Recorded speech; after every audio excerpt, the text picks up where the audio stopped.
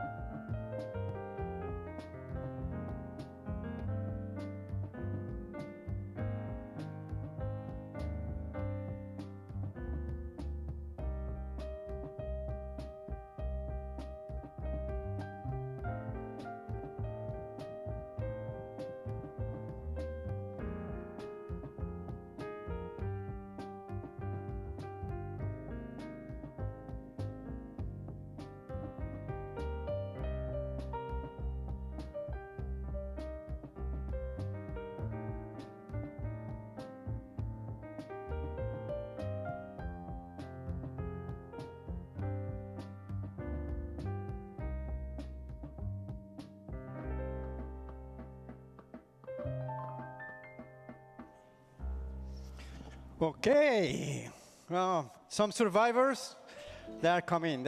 Everybody in the back, we will cut the coffee. Okay, thank you very much for being on time, my heroes. You're learning something from Japan. We have a very, very, very interesting panel, very powerful. And it's the last panel of the week. No pressure. It's going to be very interesting, I can say. Before of this, we don't have anything. We just have the closing ceremony and a big party and a big surprise for you. So the word of this panel, tsumitate.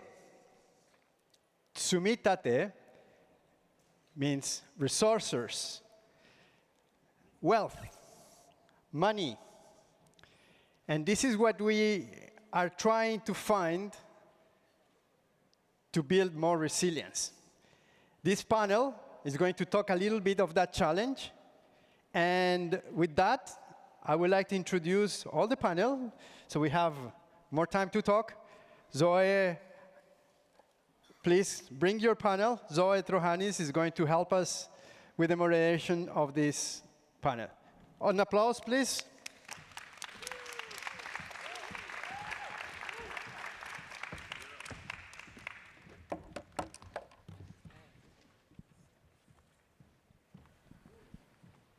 No, thank you, Joaquin. Thanks, everyone, for being here. I know it's been quite a week so far, so we appreciate you coming to our session, which is, and we tried to entice you with our title, and it seems to have worked, Risky Business, Attracting Private Finance for Adaptation. So as Joaquin said, mobilizing money for adaptation. How do we do that? So we're all aware that finance flows for adaptation are badly lagging, especially those versus for mitigation in terms of climate. So of nearly $1.3 trillion in climate finance flows as of 2022, resources for adaptation investments represented less than 10% of the total, very small. At the same time, the availability of public finance, so from the government, the public sectors, we'll hear from Carolina in the terms of Colombia, is increasingly limited as governments deal with immediate needs such as basic public services and economic growth. So really, in order to step up on adaptation finance, it means governments will have to bring in the private sector. In addition, for example, insurance can play a key role in adaptation strategies. It can help absorb residual financial risks and incentivize physical resilience measures. So while many well-tested models for private sector investment focusing on climate mitigation exist, attracting private finance for adaptation has some hurdles. It's harder, and we know this, and this is also why we're here to have this discussion. So first, unlike carbon credits, there's not really a market for adaptation credits, and we don't know if that concept would work. So it's something to look into. Another issue is cash flow, right? So to engage with the private sector, you need to have profitable business models. So while mechanisms exist for the government to capture some benefits around adaptation, it's really hard for the private sector to use those data for lending decisions. So due to these and other hurdles, about 3/4 of urban adaptation finance, so in cities that really need also to scale up investment, for example, in infrastructure and resilience, came from the public sector. So not so much from the private sector. So clearly there is quite a bit of potential to unlock this. So to find out, that's why we have our distinguished panel here today with us. So let me briefly introduce them. So first we have Ms. Carolina Giraldo Diaz, who's the Director of Environment and Sustainable Development of the National Planning Department from Colombia. Hola. And then we have Ms. Jane Jamieson, who's Program Manager for Global Programs and Infrastructure Finance, my colleague from the World Bank. Then we have Ms. Astrid Manroth, Head of the G20 Global Infrastructure Facility, also World Bank. And then we have Mr. Wilfried Go, who's Head of Public Sector Solutions Asia, excluding China. So let's do, just to get sort of a warm-up, we're going to do a lightning round. So I'm going to ask the panel kind of a speed round, so 1 minute per person. And I'm going to ask all panelists. So actually, in this way, I'll start, Wilfried, with you, and we'll kind of work our way. Because everybody has a different perspective. You're all coming from different angles of this issue. So I'm going to ask each of you, what are the main challenges in mobilizing private finance for adaptation from your perspective, from the reinsurance industry? Sure. Thanks, Zoe. So hi, everyone. Good afternoon. My name is Wilfried, and in my role at Swiss Re, my team of client relationship managers and I build and maintain relationships with an array of public sector entities in an effort to support them in their risk management strategies. And in doing so, we are able to help to close the protection gap of communities, businesses, and individuals.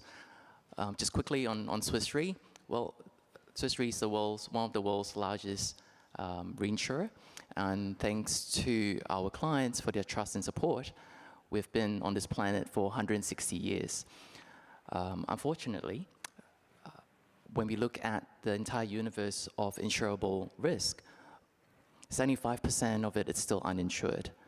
And it is our vision that we can help to make the world more resilient through our innovation and our expertise. Now, going back to the challenge that was, or the question that was asked regarding challenge, many things come to my mind, but I'll just share one. And that is actually the disadvantages government intervention. What do I mean by that?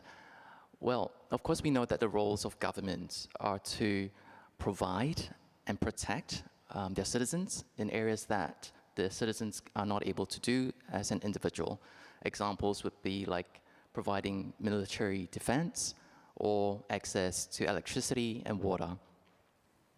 However, when it comes to insurance and climate mitigation, in the recent years, what we have heard are noises around governments trying to put a cap on rising premium costs, as well as mandating certain covers to be in place. Now, of course, there's good intentions behind that, right? So the governments are trying to ensure that insurance continues to be affordable and available. Unfortunately, what this does, it's counterproductive because it prevents the insurance industry from actually charging risk-adequate premiums. And a result of that could ultimately cost the economic viability of insurers in a particular market. So I would rather encourage governments to actually put more of their efforts into reducing risk, reducing and mitigating risk, so that insurance can continue to remain affordable and available to the citizens. Thanks. Thank you and good afternoon, and thanks very much for inviting the Global Infrastructure Facility to this important debate. So the GIF, as we call it, is a project preparation platform that advises governments in emerging markets and developing economies in the preparation of sustainable and resilient infrastructure projects for private investment. So including for mainstreaming adaptation and resilience considerations. So in terms of what stands in the way of increasing adaptation finance, particularly for infrastructure, a couple of thoughts. One point is that the business case for adaptation and infrastructure projects is not always well understood. So often, developers think about this as an additional upfront cost that increases CapEx and OpEx. Very often, actually, as a step zero, they are not always even aware of the climate hazards and risks that may impact the project. And instead of looking at this as a wise investment, because a PPP typically has a life cycle of 20-30 years, and by investing in adaptation upfront, you actually avoid that your asset is becoming stranded later or maybe severely impacted, so you're actually saving a lot of money throughout the life cycle of the project. So that's one aspect to consider.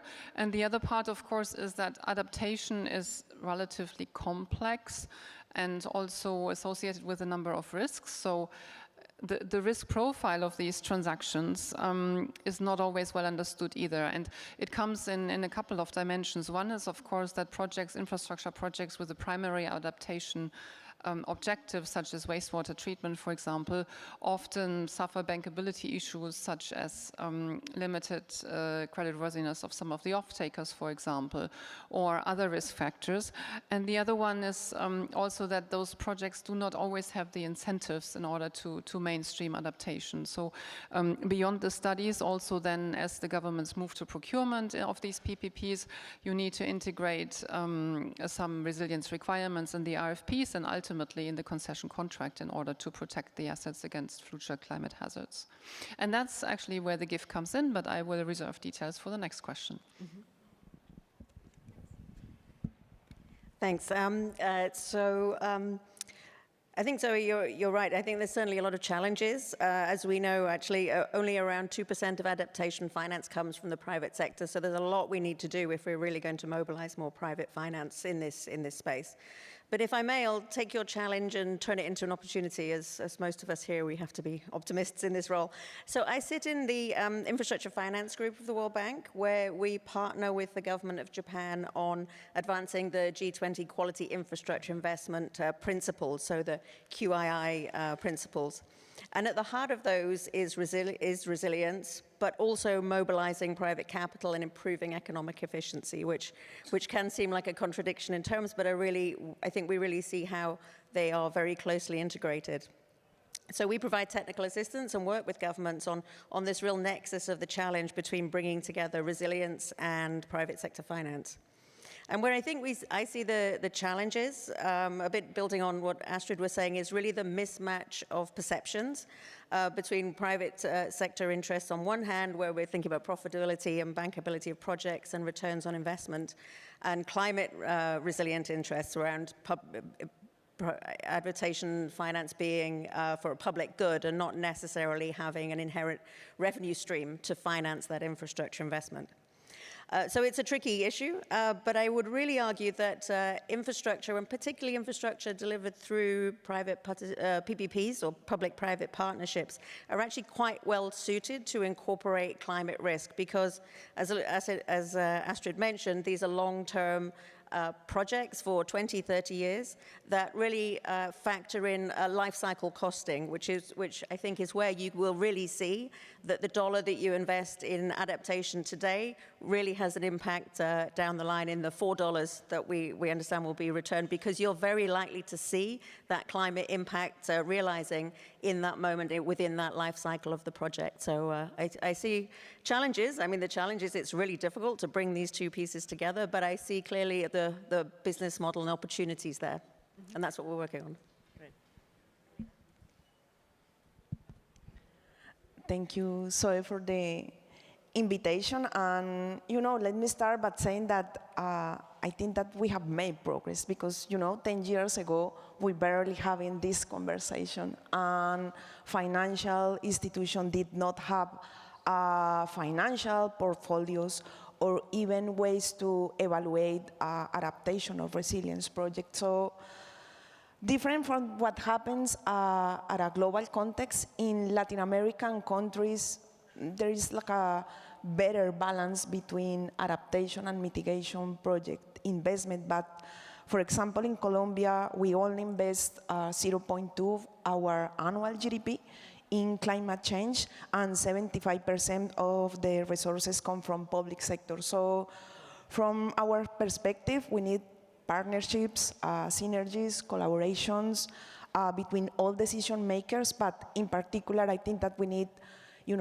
public sector, productive sector, and also the institutional system or the financial institutions. And in that sense, I think that our main challenges are from financial innovation, accelerating implementation, and also, we need to be more effective identifying market opportunities. No, great, thank you. So it sounds, it's interesting to hear all the different perspectives, and I think, all of us here on this, but at least Four of us here on the stage are very interested in art. We want to support governments, right, in terms of the public investment to be able to leverage more private investment for in terms of adaptation finance. So Carolina, we're going to now do another round of questions going in this direction, starting with Carolina to have more of the government perspective before we hear from Swiss Re and our World Bank colleagues. So Carolina, as you sit at the National Planning Department in Colombia, you experience clearly the challenges, as you mentioned, firsthand, no? So do you think, two questions, do you think existing country settings are favorable to mobilize finance for adaptation, or do you need to do some reforms to enable this to happen more smoothly? And what would be necessary for public policy to facilitate access and utilization? Okay, let's start that. I think that we can unlock the financial landscapes for resilience if we work at least on 4 dimensions. Policy and governance, knowledge dimension, funding dimension, and transparency mechanisms. So let's start with the first one, policy and governance dimension. It's crucial to define the scopes and responsibility of each actor at a project level. You know, we need to understand the demand sides. Who is the developers? Public, private, including small and medium-sized enterprises, anchor companies, the subnational levels, but we also need to understand the supply sides, you know, funders, if they are publics, if they are commercial banks, if we are talking with development banks, multilateral organizations, or philanthropy or investment funds. But we also need to understand that there are other actors like incubators, accelerators, implementers, and obviously the beneficiaries. Because this will make a climate resilience and adaptation project much attractive when it's clear who does what in each part of that. Regarding the knowledge dimension, we need to balance rigor in project designs, you know, without making pre-investment stage too complex, because always complexity can discourage private sector investments. Also, establishing like a common language is crucial for mobilizing robust project portfolio. And I know it can sound like so simple, but stakeholders need to understand each other to facilitate investment. So this is why the first mile support approach is so important to do that. Technical support, financial guidance, and legal expertise, in particular for adaptation and climate resilience project. And regarding the funding dimension, it's important to map out in each country the type of economic and financial instrument and mechanisms for this kind of project. And we need to understand the scope, the usefulness of each type of instrument, the instrument based on the project or initiative stage, you know, if it's early stage or mature stage. We need to know the potential amount of capital to mobilize, the ticket of the project, and the types of investor. And also we need to understand the types of intervention to be financed, because, you know, we need like other index, like the potential of job creation, or if the project is attractive for private investor. And here we found like 2 sensitive discussion with the financial system, in particular because we need to balance or to find a balance between the impacts and the profitability of the project. And you know, you should be like bolder in working with projects outside energy or transportation, where we focus on maximizing expected profitability with minimal risks.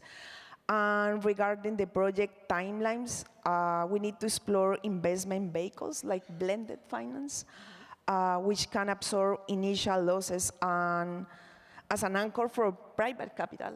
And it could be like a better support high-risk projects with positive impacts.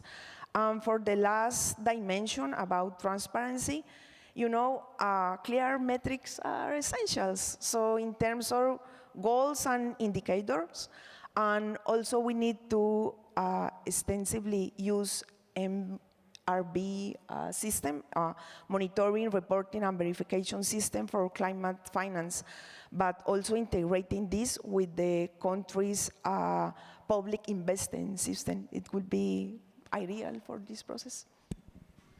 No, thank you. That was quite comprehensive, lots of challenges there, but especially I like your point on understanding the actors and the need for speed, right? And making sure that the climate adaptation, the element is integrated and understanding who can do what in terms of the different partnerships and the blended finance. Jane, so early planning is fundamental for adaptation. Could you provide examples of how technical assistance, and I think Carolina also talked quite a bit about the need for technical assistance, has effectively supported EMDEs and incorporating resilience considerations at the outset in terms of early planning stages? Yep, thanks, Zoe. And yeah, really building on Carolina's points around, having the right policies in place, having the right regulations in place, getting projects structured, and transparency of processes and pricing is really critical. So what in our group we have the Public-Private Infrastructure Advisory Facility, or PF, which works with country governments on creating that enabling environment for private participation in infrastructure. So really working in that upstream space. And you wouldn't necessarily think this is an entry point for climate and adaptation. And certainly it's been a work in progress that we have been systematically integrating climate into our decision making and policy setting in that space. So I think maybe 7 or 8 years ago, maybe 30% of our portfolio had a climate element, and usually it was around mitigation and renewable energy and promoting private markets for that. But actually now more and more, I think we're at almost 100% of our projects now have some level of climate co-benefit, and around 40%, 45% has adaptation really integrated into it. So it's been a work in progress, but there's something we've really tried to do. So this might mean helping governments think about their PPP regulations and integrate climate considerations into that.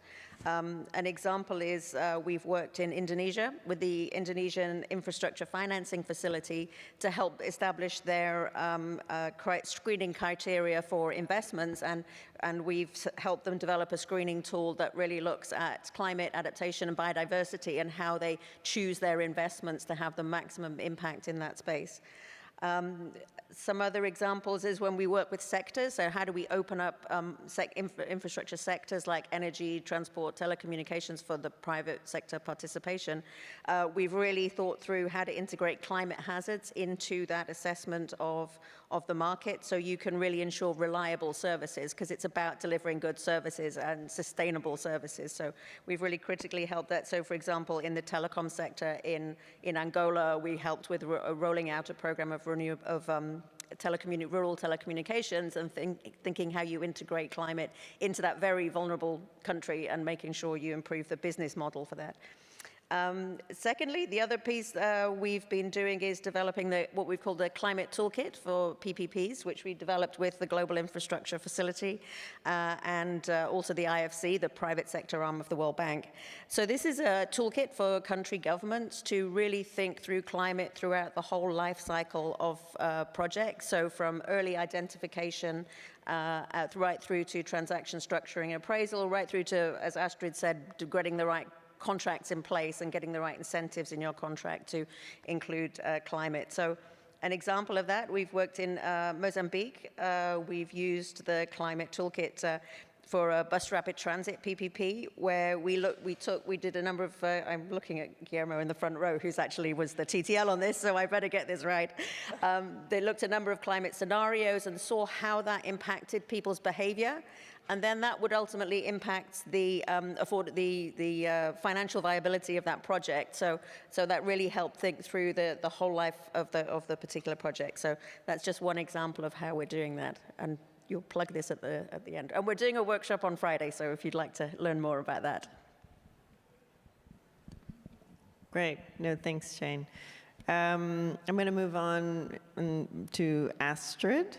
So Astrid, the GIF as a G20 initiative, you have extensive private sector network comprised of institutional investors, commercial banks, and project developers. So what feedback do you hear from them? So what are the key enablers needed to scale up private investment for resilient infrastructure, again, in emerging markets and developing economies?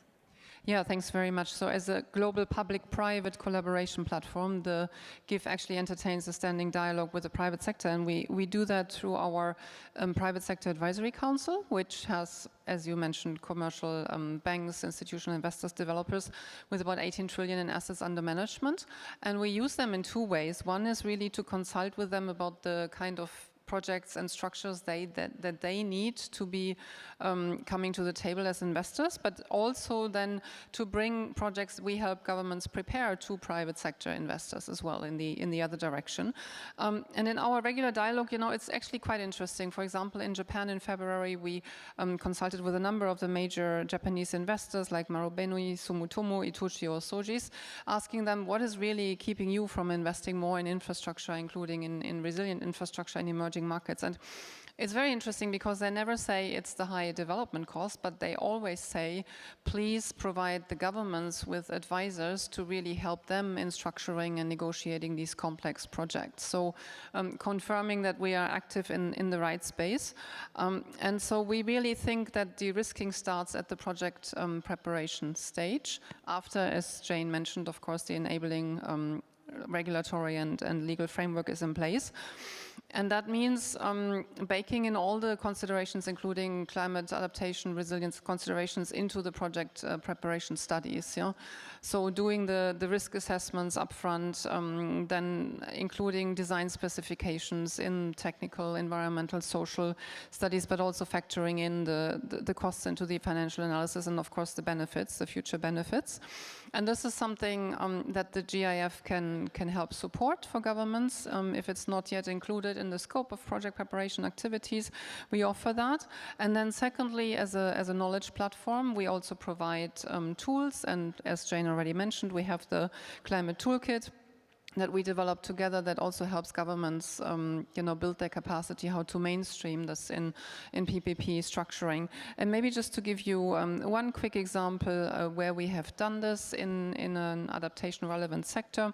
In South Africa, the eThekwini municipality, which is the Durban municipality, is looking to make their a city or a region the most livable city by 2030.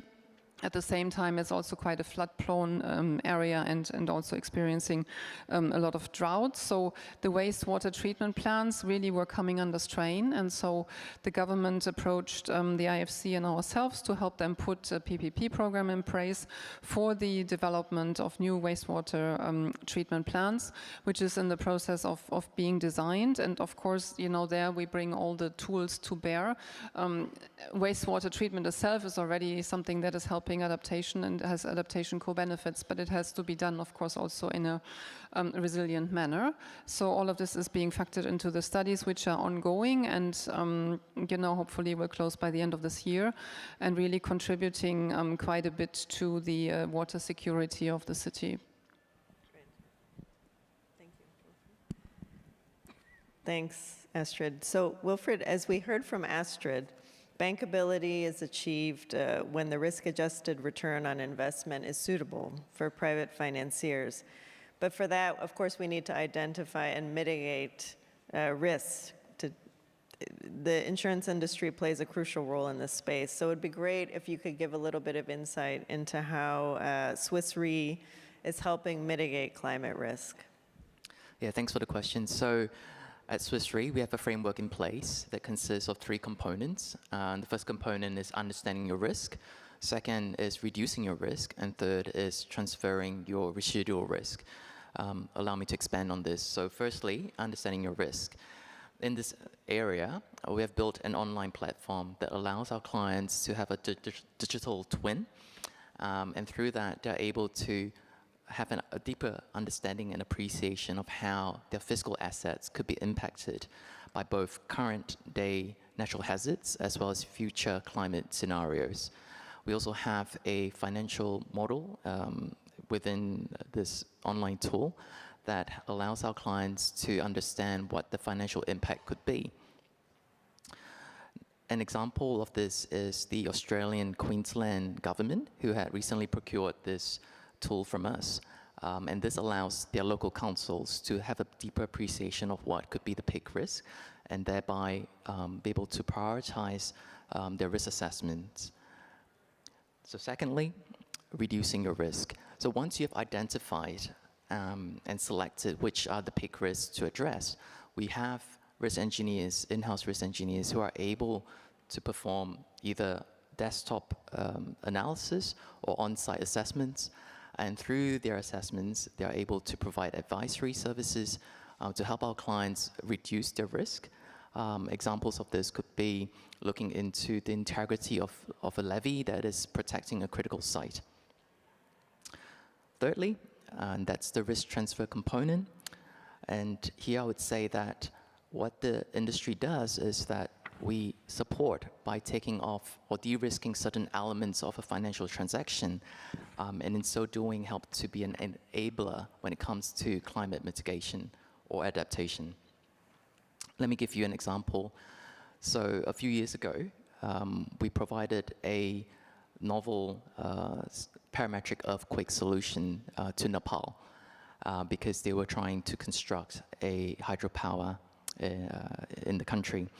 What was the challenge? The challenge was that even though a consortium of DFIs were available and willing to disperse the loans, they had a condition that an earthquake insurance had to be in place. Now, back in 2015, if you remember, there was a massive earthquake in Nepal. And as a result of that, the traditional capacity dried up. And so what was the solution? Well, together with IFC and Aon, Swiss Re was able to provide a novel earthquake parametric solution that was able to respond based on the intensity of shake. And it also had a mechanism that would adjust its limits based on an annual calibration of the project as the project value increased over time. What was the outcome? The outcome was that once this hydropower plant is in place, potentially it would reduce the amount of greenhouse gas emissions by 26,000 tons per year. And should there be an earthquake that happens during the construction period, the payouts could actually be used quite flexibly, so either in reconstructing the hydropower plant, or it could be used to service the loan. I'd just like to share with just one other example, and that's a risk adaptation example I'd like to share. So most recently, Swiss Re was able to provide an innovative solution to protect the daily income of these self-employed women in India, 50,000 of them. What was the challenge? The challenge is that these self-employed women, when the temperature rises on very, very hot days, have to make a decision. They have to decide between, do I forgo going to work and therefore lose my daily income, or do I risk it and suffer the consequences that would threaten my health, such as heat exhaustion? What was the solution? Well, together with our partners, CRA, SEBA, as well as local insurer in India, ICICI Lombard, we were able to provide a novel extreme heat parametric product that would respond whenever the temperatures hit a certain level. The payouts will be given and they will be distributed to the members of SEWA. What was the outcome? Well, I'm glad to share with you that just last month, the product worked and there was a payout. And as a result of which, 90% of these 50,000 women based in Gujarat and Rajasthan were able to be protected for their daily income. Thanks. No, thanks, and that's a really interesting, also showing the importance of inclusion in not only, bringing in elements to make sure that the most vulnerable groups are protected as well. So we're not only always talking about, of course, infrastructure, but how it benefits broader society and all of its different parts. So we were going to do another round of questions, but I don't want to stand in the way, of course, of the closing ceremony, let alone the sake cocktail later. I do want to offer any of our panelists, if you have any last 1 minute or so comments, please come in. And if not, we can wrap up. But I want to give you the opportunity. So if anyone has any. Yeah, Jane, go ahead. Yeah, so just really quickly, be interested to hear from the audience afterwards, so happy to talk to people. I think we've mentioned here a few tools that we have to help integrate adaptation into our infrastructure investments like roads and water and transportation, energy. But I think where we really see the gap in business models is around how we get the private sector to invest in infrastructure for adaptation, like coastal protection, flood management, and we've launched a program called the Adaptation, Finance and Biodiversity Program, where we're trying to look for business models around that. And we've launched this with the Cities Resilience Program of GFDRR. So just to say, we're really trying to identify those models. We see some appearing in more emerged, developed economies and upper middle income countries, but we really need to get those solutions to emerging markets and to go to scale. So that's one of the challenges that we really see and we want to keep working on. So with the room full of people who are, very knowledgeable around adaptation, I'd love to hear any ideas people have. So we can catch me afterwards. Thanks. Great, thanks. Anyway, go ahead, Astrid. Yeah, really just an offer to the room, just to reiterate that the Global Infrastructure Facility is available for governments to help you in transaction advisory. And it's often kind of an overlooked space. I call it the missing middle because there's a lot of good work going on the upstream enabling environment and also quite a bit of attention on downstream finance, but you actually need to translate one into the other, and that's exactly where project preparation comes in. So if you have any need of support for your infrastructure projects, how to mainstream adaptation and resilience, please come and find us after the session.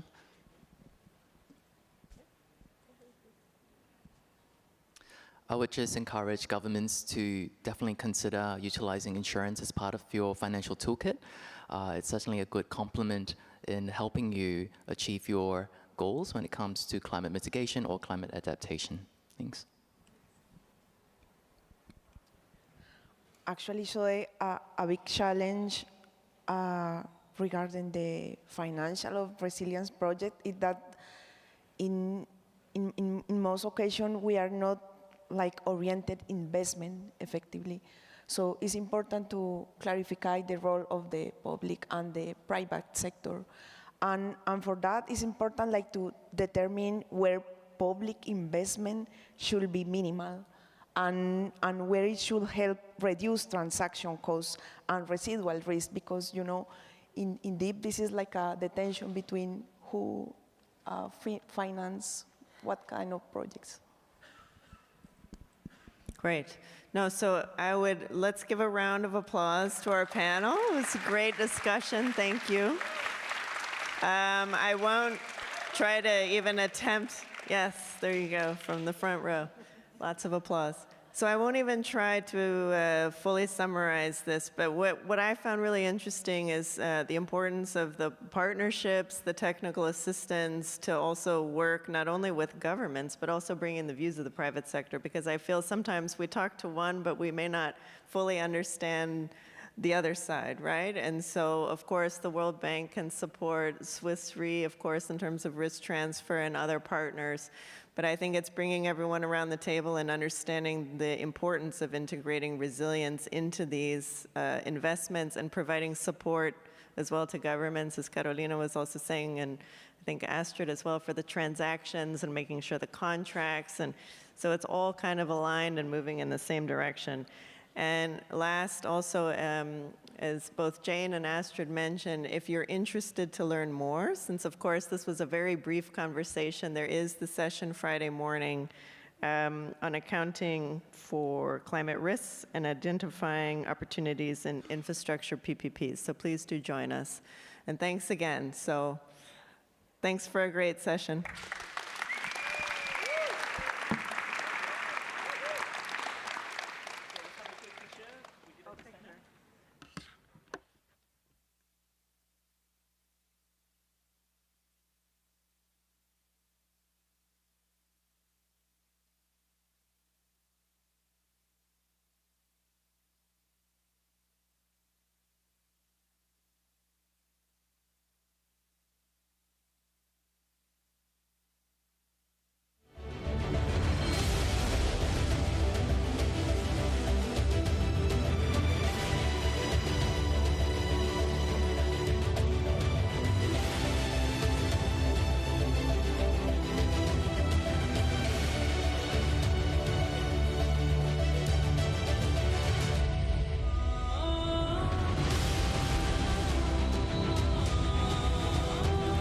It's my first time and it's been an amazing experience.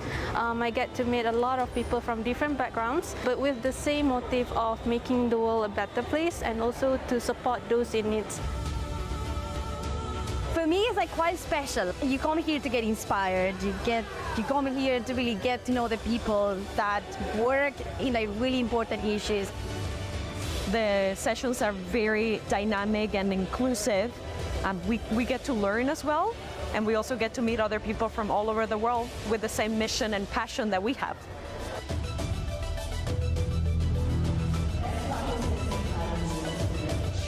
Japan is like a benchmark for everything that is earthquake design and everything that is earthquake based. It's the best place to be as an earthquake engineer. The winner is Lamu County in southern Kenya. This award is dedicated to all the marginalized community, all the marginalized regions in this world. We're going to do better and better job in as far as our Lamu County, Kenya, Africa is concerned. Today I have learned inclusion of the disabled persons, how we can integrate some elements in our project. And understanding how we can bridge gaps with humanitarian applications to science in such an exciting and interesting place, and learning about both the history and the future of Himeji, I think has been a really tremendous way to experience the trip here. 皆さんありがとうございました。Thank you. Hope to see you all again soon. また会いましょう。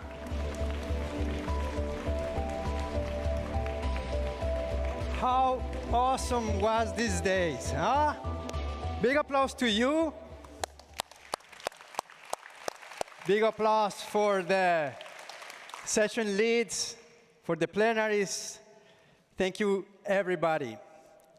Now we will start our closing ceremony, which also is another highlight of understanding risk. We are in the middle very much on the whole week. Tomorrow and Friday we have workshops and meetings that are longer than an hour that goes deep into the technical aspects of what we do. But I would like to see in the audience who has been in an airplane. I think most of you know. Or trains? Yeah, trains, good, good. How about helicopters? Yeah. How many of you have been in a submarine? So, well, our next speaker, he works in a submarine. So I'm very excited and very jealous. We will have our next keynote speaker, someone who's working in something that many of us don't see, but sometimes we live, we enjoy. Understanding the risk is very important, but when you don't see it, it's even most important. We think that we have an understanding of all the different hazards that we have been facing in recent years. But how about thinking about thousands of years? What happened that time? We don't know much. I want to introduce Ken Tani. He is a senior curator of the National Museum of Science, Natural and Science of Japan. Please, let's give him applause. Tani, thank you. Thank you. Thank you very much. Thank you. Thank you, Joaquin-san, and thank you for the invitation. I think everyone's waiting for a cold drink, so I'll try to make it short. I work as a marine geologist at the National Museum of Nature and Science in Tokyo. This is a photo that I took from a volcanic island called Izu-Oshima, which is located just south of Tokyo. This island itself has erupted in 1986, and all of the islanders who were living at that time had to evacuate from the island until the eruption ceased.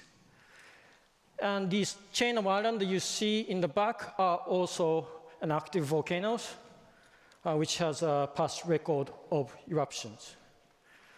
But today, I would like to introduce you our ongoing study on what lies underneath the waves, which is a submarine volcano in the seafloor. So Japan is an island of volcano, as you know, with more than 100 active volcanoes shaping the dynamic scenery, but also caused significant hazards in the past. I think these photos would represent what you would imagine when you hear a word volcanoes, so mountains on land. However, such volcanoes on land are only a minor part of volcanism currently happening in this planet. Actually, more than 80% of the global current volcanism occurs in the submarine environment, mostly in the seafloor.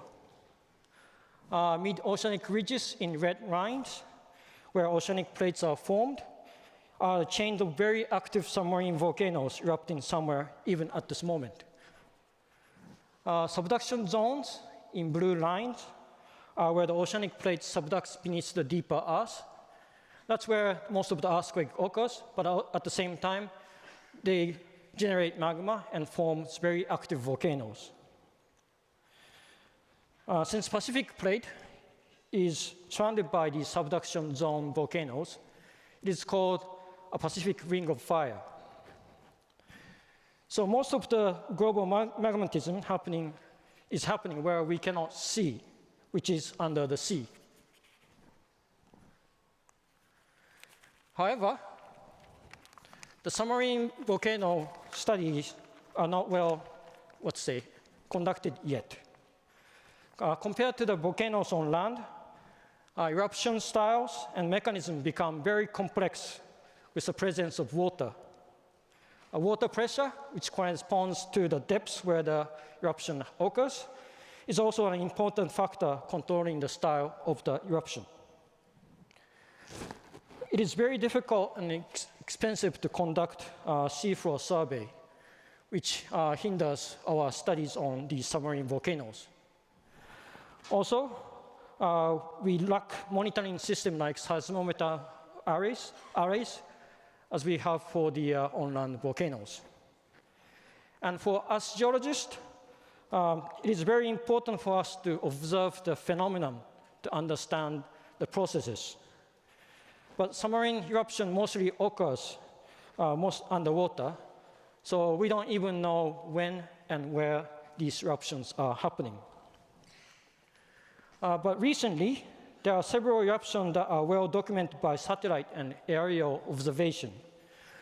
One case was in the deep ocean, 2012 eruption of Havre volcano offshore of New Zealand. This volcano lies deep ocean at 700-meter depths, but caused thermal plume and pumice raft to sea surface. This was a surprise even to us volcanologists and geologists because we did not expect that eruption at such depths can cause effect to sea surface. By the way, the pumice is a very highly porous eruptive material that will float in water. In shallow ocean environment, Fukutoku Okanawa volcano in Japan erupted in August 2021. This eruption formed 12-kilometer high plume and formed a pumice raft on sea surface. In open ocean environment, a very explosive eruption occurred in January 2022 in one of the Tongan Islands. I think you all remember this eruption. This eruption is said to be the largest natural explosion in the century, causing 57-kilometer high plume and caused tsunami damage around the Pacific coast. So we are now gaining more knowledge about submarine eruption and associated hazards. One more important thing to add is that regarding the difficulties on studying submarine volcano is the lack of detailed seafloor maps. Due to the water covering the seafloor, we cannot use, for example, light or radar to obtain precise maps. So we need to use shipboard sonar to make a map, and this takes time and effort. So as a result, only 25% of the seafloor has been mapped so far. This is in contrast to like Mars or Moon, which are already 100% mapped by spacecraft. So in terms of the topography, it's a bit ironic, but we know much less about our ocean than other planets. So for us, even the distribution of submarine volcanoes are still largely unknown. We don't really know where it is.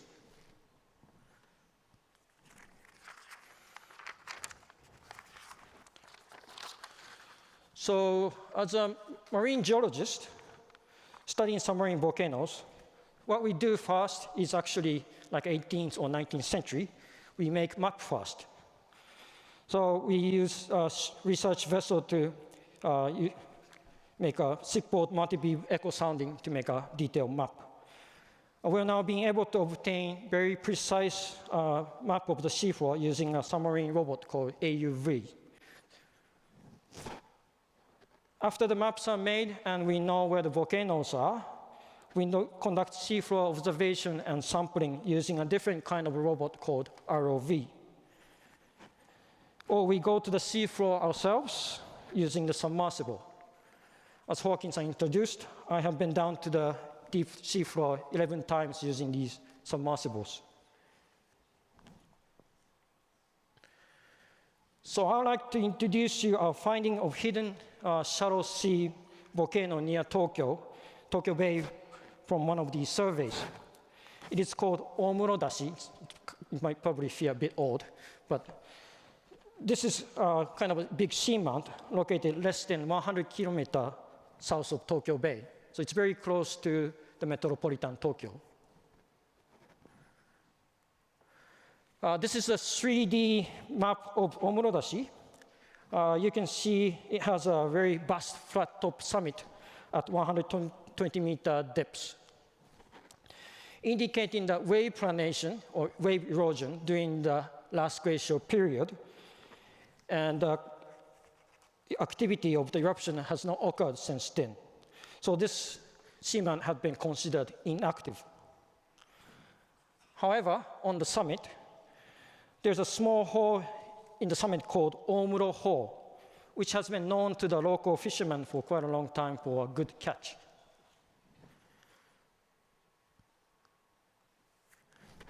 The discovery of this volcano being active was just a coincidence. In 2007, we conducted a test of analytical equipment called geothermometer probe in the Omuro Hole. Geothermometer is used to analyze the temperature gradient beneath the seafloor.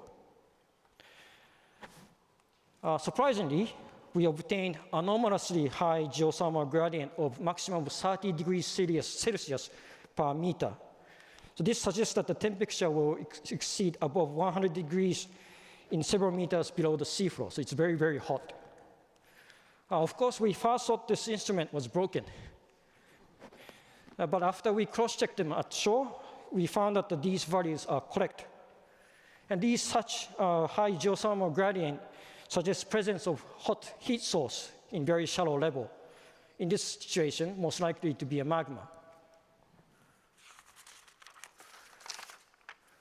However, it took us a while to come back to this site again to check our finding.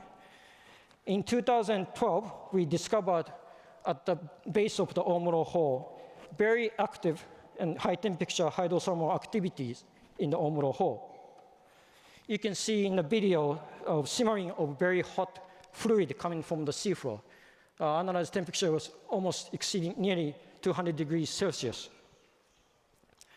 You see the ROV manipulator, robot arm trying to sample the hydrothermal deposited from this hydrothermal fluid, which is called a chimney. The white one is quite rare.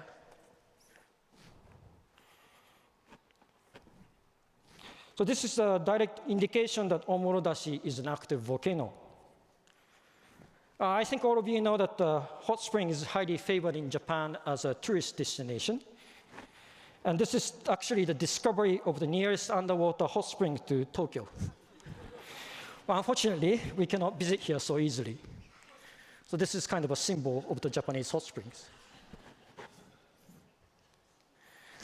We also found evidence of actual eruption at the seafloor. Seafloors around the Omoro were covered with pumice and lavas, which is the eruptive material from the volcano. When we collect samples from the seafloor on the right photo, the surface looks a bit ugly, but when you cut them in half, you see that they are composed of very fresh volcanic rock. In this case, the rock is called rhyolite.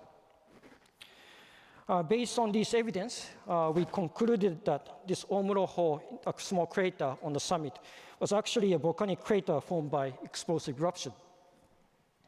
We don't really know how many times the eruption occurs. We put S or not. So now we know that Omorodashi is an active volcano and have caused explosive eruption in the past. We started to look for record of hazards caused by this eruption to the surrounding islands. So we studied a volcanic ash succession in Izu Oshima and Toshima. Both are inhabited islands.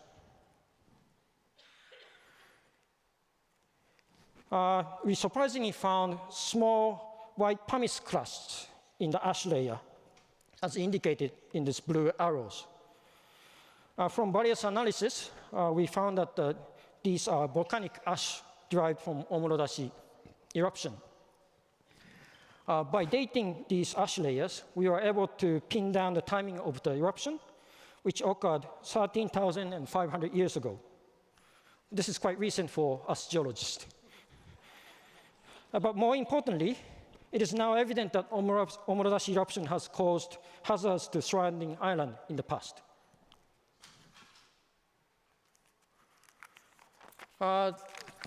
So in more general aspect, it is very important to understand potential risk of shallow sea submarine eruptions. We have several examples of types of hazards that can occur from these eruptions. One is maritime hazards by explosive eruptions. On the left photo is a Myojin-sho volcano eruption located further south of Omorodashi, which erupted in 1952. This was also a very shallow sea eruption. A Japan Coast Guard vessel called Daigo Kairyomaru was sent to monitor the eruption, but never returned. They later found a wood barrel from this ship with pumice crust pierced in the wood. So unfortunately, it is considered that this vessel has encountered unexpected explosive eruption and sunk.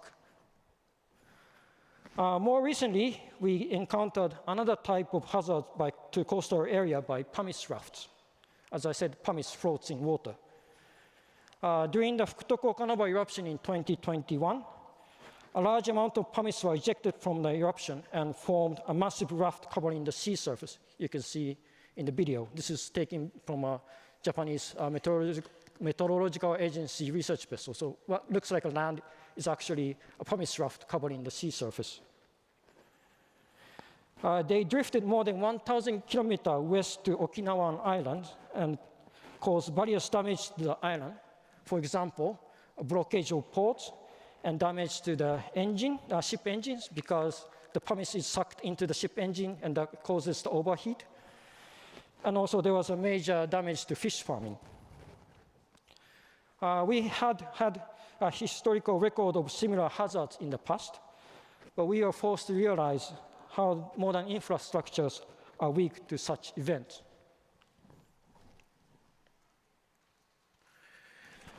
The highly explosive eruption in Hunga, Tonga in 2022 in Tonga made us realize more catastrophic consequences of explosive submarine eruptions. Left figure shows numerical simulation of how the tsunami propagated around the Pacific from this eruption. 20-meter high tsunami was reported in proximal Tongan Island, And even in Japan, 1.5-meter tsunami was reported. We also recognize a new type of tsunami called meteor tsunami, formed by atmospheric pressure waves.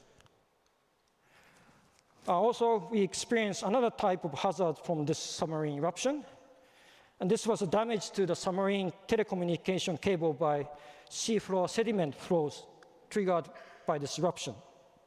As a result, the Tongan Islands lost international communication soon after the eruption due to this damage. So all these potential risks are present at various levels in Omuroda Sea and any other shallow sea volcanoes worldwide. But unfortunately, they are not well recognized to the public yet.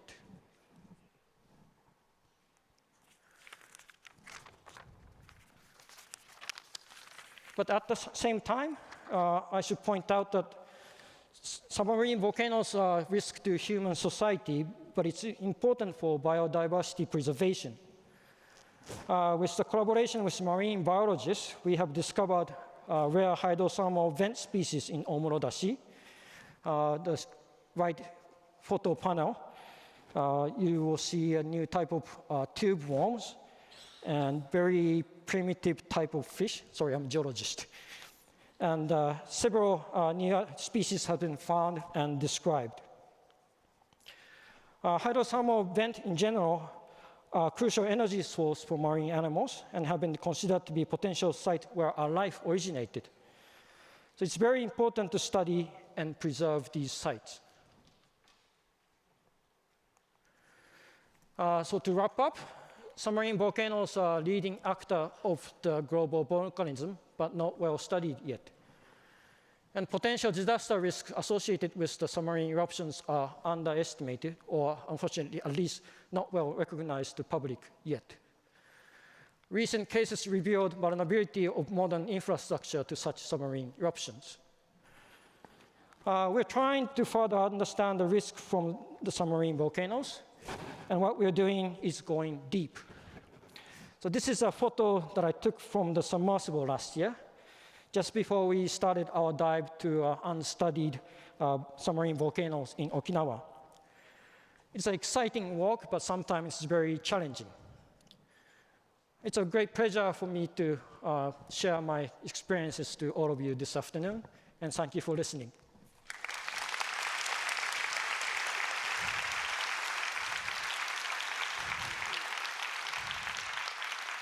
Thank you, Mr. Danny. What a pleasure. Thank you very much. Man, I just learned that we don't know anything. 13,000 years is nothing. Well, thank you very much, everybody. We are almost ready for sake. Almost. As we learned,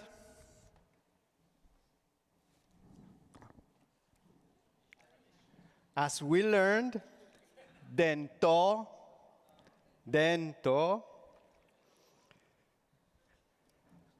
kaku, shin,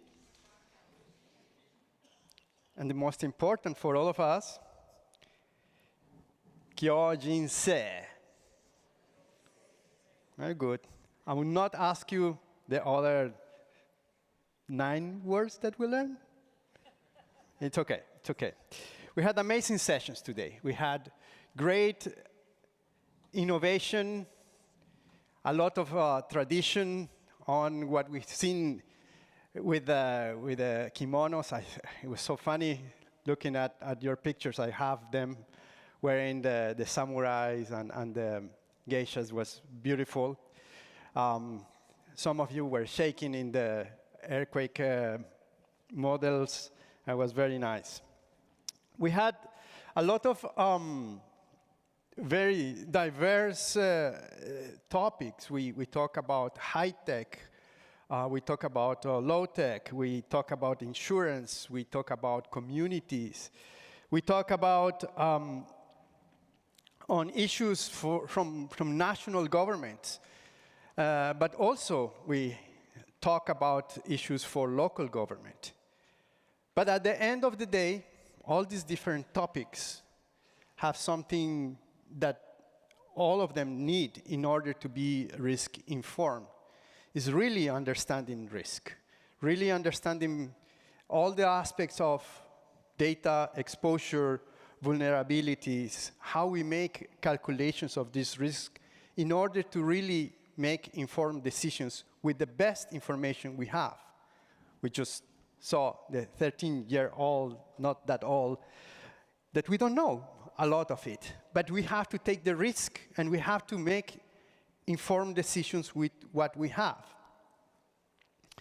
I also really loved the conversations that we had in the corridors, and also especially at the coffee place we had there. It was on purpose. Long lines, a lot of time to have chats. No? We had very good chats over there, so it wasn't just random, it was on purpose. Maybe, let me see where we are with this. Okay. I also want to thank all the UR community that made this possible. Our sponsors, our partners. Many thanks to the Hyogo Prefecture, to Himeji City, and all the panelists that participated on this. And I got some, it is random, but I got some words that I wanted to share that got stick to me during the conversation and the panelists.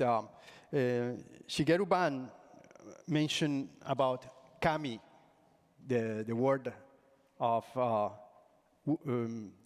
cardboard, but also, depending on how you make the intonation, it's God.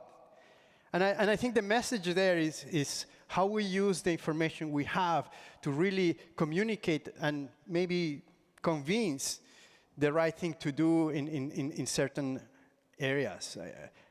That architecture and the use of those materials was very innovative. As I said, the opening ceremony was innovative without being technology. It has innovation doesn't mean necessarily technology. But technology also is very important. We had a beautiful conversation, panelist talking about AI. One thing that I learned from it was that AI is a human tool, so let's use it and not abuse it. The other aspect that I wanted to highlight was something that was very, very interesting to me. I mean, what we do is something ordinary, you know, and how can we make something ordinary so in times of disasters it become extraordinary? And lastly, it was something from our African friends, is how can we spot the light on the local communities? Disasters start at local community and end at local community. So basically all what we do has to have an action, and the action is at local community. And the last thing, I was talking with someone also in the corridors, is how funny is this event that we can talk with each other and somehow we have a connection. It's like a napkin, no? There is a way that you can fold it that you will connect two dots. And we were finding very interesting connections among each other, which I hope we can take advantage of and make more and more connections.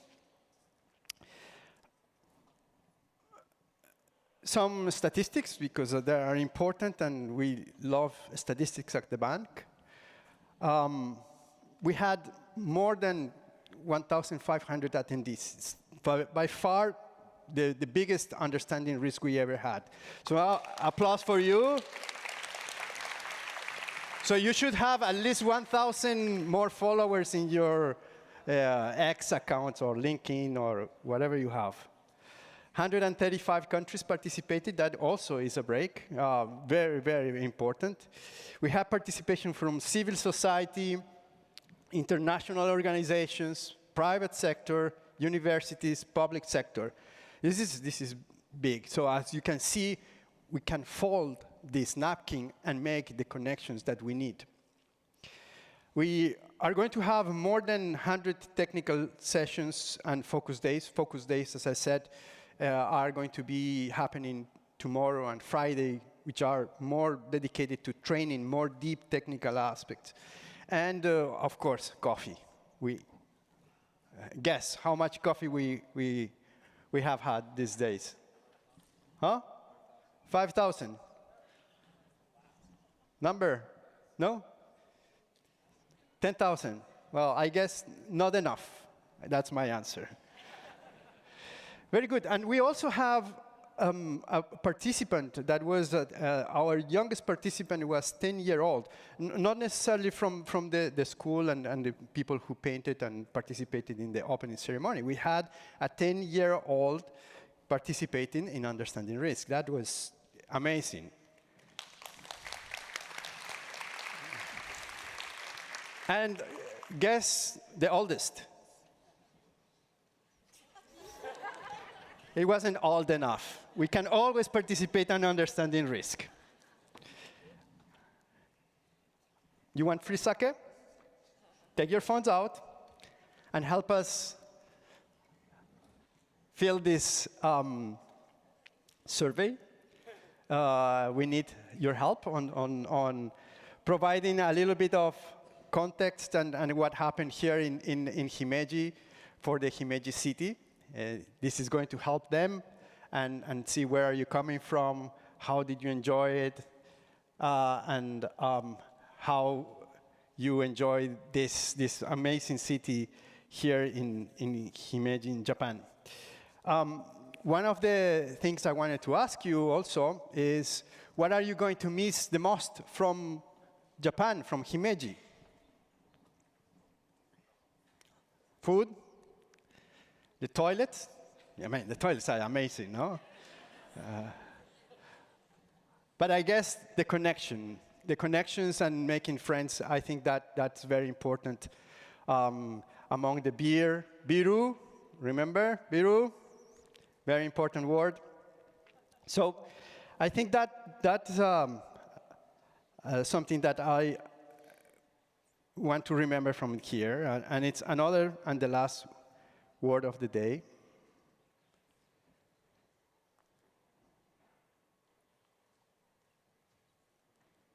Which is Furu Sato. Furu Sato.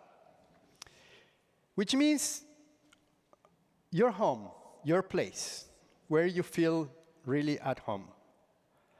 So each of us has their own Furu Sato. You're going back home, being your house when you were born, or where you're working, where your family is. So we are all living around the planet.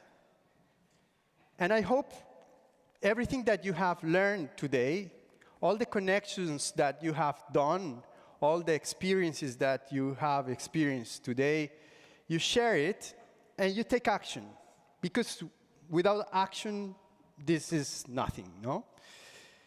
And maybe in 2 more years, in the next Understanding Risk, we can all come together in our own Furusato, the Understanding Risk 26. I hope to see you there. So, this is a moment that I want to take to thank everybody that has been producing this event for you. You know, you have seen this beauty here. I'm just the pretty face, but behind of all of this, there's a huge effort, a lot of hours, days, months of preparing this. We have a great production team that is in the back. Hi, production. Thank you very much.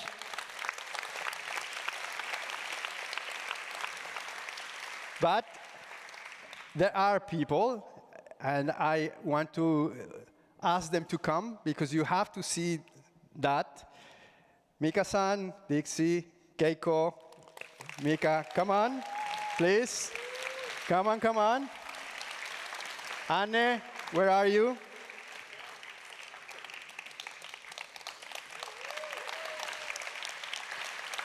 Big applause. This has been amazing. It's a huge job. High five. High five. Thank you. Thank you. Thank you. Thank you. Where is Mika-san? Well, that team, thank you.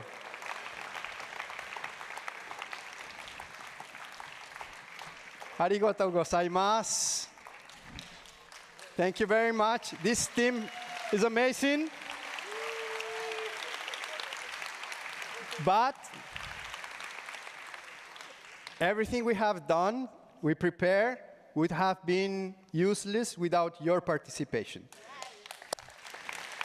So, as is it is a tradition, we want you in the stage so we can take a picture.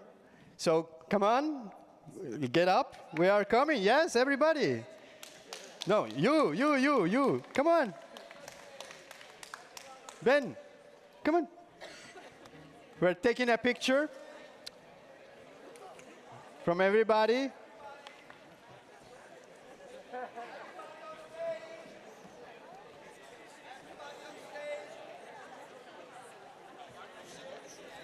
The stage is safe. The fire department has approved this. Come on, let's go. I will come here if you want. Come on. Yeah, you come here if you can. Oop.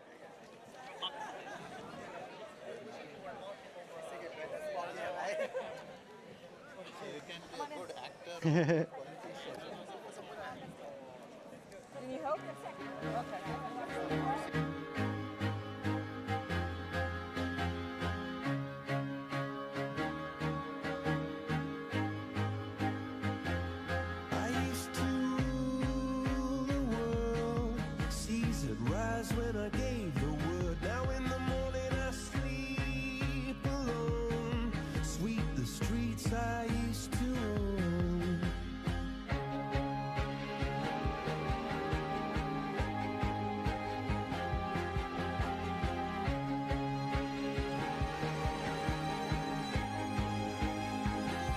I used to roll the dice, feel the fear in my enemy's eyes. Listen as the crowd would sing. Now the old king is dead, long live the king. One minute I held the key. Next the walls were closed on me, and I discovered that my castle stand upon pillars of salt and pillars of sand. I hear Jerusalem bells are ringing, Roman cavalry choirs are singing. Be my mirror, my soul, and see. Okay. At the count of 3, say risk. 1, 2, 3. Risk. Yeah. Thank you. We have surprises for you. There is something happening on the. What's happening, Alan? There is a party on the other side. What is that? What does it say? Karaoke? Let's go! Where is the karaoke? Can we see it?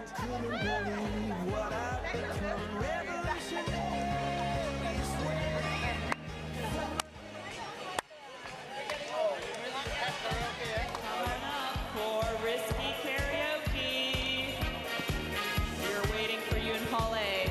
So is the sake.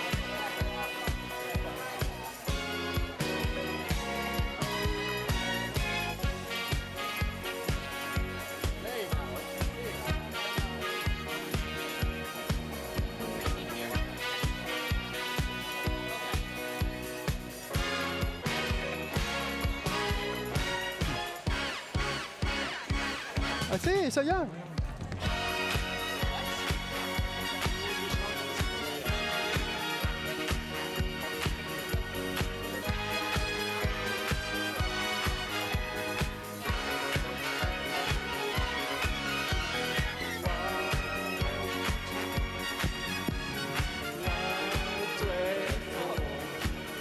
You can get yourself in, you can have everything in, you can do what you want to feel. Yes, when it reaches for the okay, good. You can make yourself. Everybody come on up for risky karaoke.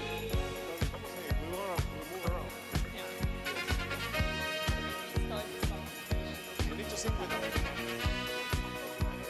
All of us. Yes, but give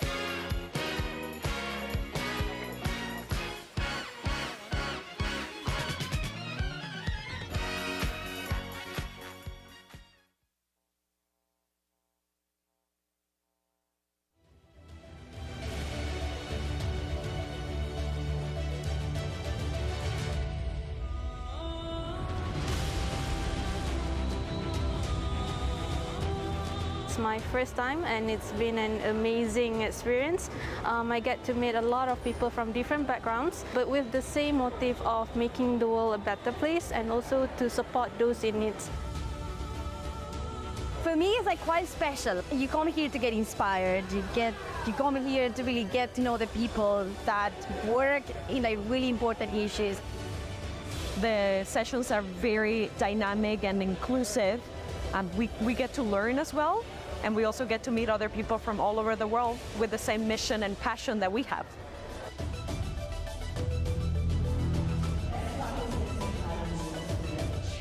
Japan is like a benchmark for everything that is earthquake design and everything that is earthquake based. It's the best place to be as an earthquake engineer. The winner is Lamu County in southern Kenya. This award is dedicated to all the marginalized community, all the marginalized regions in this world. We're going to do better and better job in as far as our Lamu County, Kenya, Africa is concerned. Today I have learned inclusion of the disabled persons, how we can integrate some elements in our project. And understanding how we can bridge gaps with humanitarian applications to science in such an exciting and interesting place, and learning about both the history and the future of Himeji, I think it's been a really tremendous way to experience the trip here. 皆さんありがとうございました。Thank you. Hope to see you all again soon. また会いましょう。